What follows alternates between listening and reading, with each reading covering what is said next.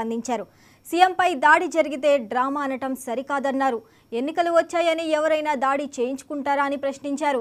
పవన్ కళ్యాణ్ కత్తితో పొడిపించుకోవటం, రాయితో కొట్టించుకోవటం వంటివి చేస్తారా అని మండిపడ్డారు. ఓసారి ఆయన అభిమానితో కొట్టించుకోవచ్చు కదా అని విమర్శించారు. దాడి చేసిన నిందితులను బయట పెట్టాలనేదే తమ డిమాండ్ అని సజ్జల వెల్లడించారు. ఇప్పుడు కాదు, 2019లో వైజాగ్ ఎయిర్పోర్ట్లో ఆ కత్తితో పొడిచి ఇదైనప్పుడు ఆ రోజు మామూలుగా అయితే ఇదే చంద్రబాబు నాయుడు పవన్ కళ్యాణ్ అయితే ఆ బ్లడ్ అంతా కనపడేటట్టు అట్లే వచ్చేవాళ్ళేమో. ఈయన అసలు బ్లడ్ కనపడకుండా ఇమ్మీడియట్ షర్ట్ మార్చుకున్నాడు. ఇక్కడ ఎయిర్పోర్ట్లో దిగి హైదరాబాద్లో తర్వాత టీవీల్లో వచ్చేంత వరకు బయట ప్రపంచానికి తెలియదు. ఆయనతో పాటు జర్నీ చేసిన వాళ్ళు కూడా అస్సలు ఐడియా లేదు. జర్నీలో కానీ దిగిన తర్వాత కానీ ఒకరిద్దరు సెల్ఫీలు అడిగి తీసుకున్నారు.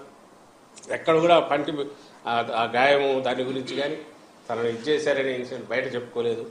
ఎవడన్నా డ్రామాలు ఆడవాళ్ళు అయితే అట్లా చేస్తారా? ఈరోజు మార్నింగ్ కూడా చాలా క్యాజువల్గా బయటకు వచ్చి పోతున్నారు తప్ప చూడండి నా గాయం అని ఊటి చూపుకోవట్లేదు.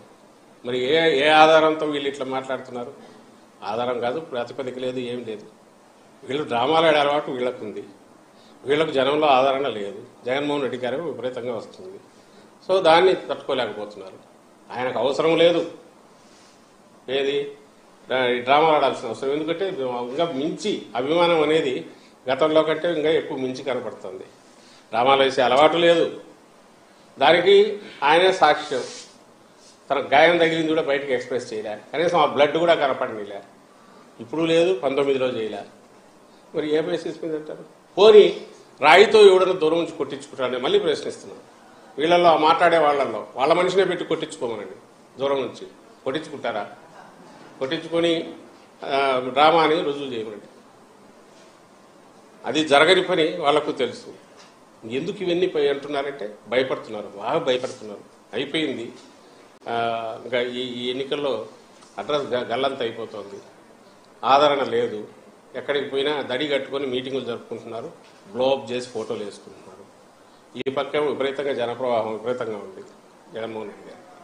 సో ఇదంతా వాళ్ళదంతా తెచ్చేసి దానికి ఒక భద్రతా వైఫల్యం యూపులు డిస్కషన్ డైవర్ట్ చేయాలని, అసలు ఎవడు అటాకర్ అనే దాని మీద నుంచి మిగిలిన సంబంధం లేని ఇష్యూస్ మీద తీసుకెళ్లాలని, అలాగే ప్రజల్లో కన్ఫ్యూజన్ క్రియేట్ చేయాలని చేసే ప్రయత్నం తప్ప వాళ్ళ దాంట్లో ఏ పార్టీ ఇది లేదు. అది ప్రజలు కూడా బాగా అర్థమవుతుంది. అందుకే ఏవగించుకుంటున్నారు. మనిషికి దెబ్బ తగిలితే సానుభూతి చూపించి ప్రధానమంత్రి ఇంక్లూడింగ్ చంద్రబాబు కూడా అన్నాడు. మళ్ళీ విచిత్రం, ఖండిస్తున్నాను ఇదని చెప్పి అంటూనే మళ్ళీ ఇంకో పక్క దాడి అని ఆయనే అని మళ్ళీ ఇంకో పక్క ఇది డ్రామా అని ఆయనే అంటాడు. దాడి అయినా కావాలి, డ్రామా అన్నా కావాలి. అందులో దేనికి చంద్రబాబు స్టిక్ అయి ఉన్నాడు? దేని ఆయన గట్టిగా ఫీల్ అవుతున్నాడు? ఎందుకు అదైనా గట్టిగా చెప్పలేకపోతున్నాడు? అంటే ఏమన్నా మళ్ళీ సింపతి వస్తుందేమో అని భయం జగన్మోహన్ రెడ్డి గారికి. ఇలాంటి వీళ్ళ డ్రామాలు వీళ్ళకున్నాయి అలవాటు. ఇప్పుడు కూడా వాళ్ళు డ్రామాలు వేస్తున్నారు, నటిస్తున్నారు. ఒక ఇన్సిడెంట్ దుర్ఘటనకు సంబంధించి ఈ మాట్లాడాల్సిన పద్ధతిలో వాటిని అసహ్యంగా అసభ్యంగా మాట్లాడుతున్నారు.